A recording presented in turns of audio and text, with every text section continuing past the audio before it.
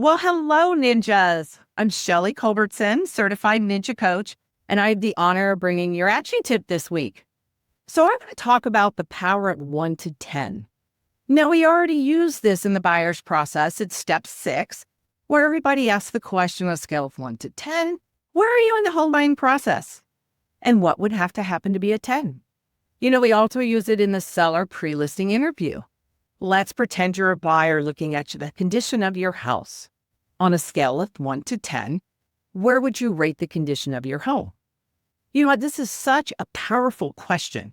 It offers us clarity and gives us a roadmap on what our clients really need.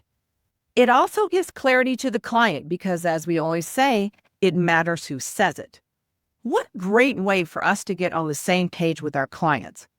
But I ask you the question, what other ways could we use this in our business to gain clarity and add value to people? So what comes to mind for me is open houses. How many times has a potential buyer come into an open house and we're trying to understand how to add value without even asking questions?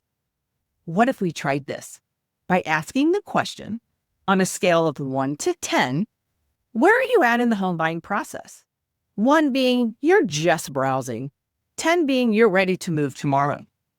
You would approach both those situations differently on how you would add value to that client. Now, this is just one example. By slowing down and asking questions, we can better understand how to provide value and clarity not only to our clients, but our potential clients. We'll also find more opportunities for business. We would love to hear from Ninja Nation on how you're using the scale of 1 to 10 question. Please put it in the comments below. Let's make it a great day with the scale of 1 to 10.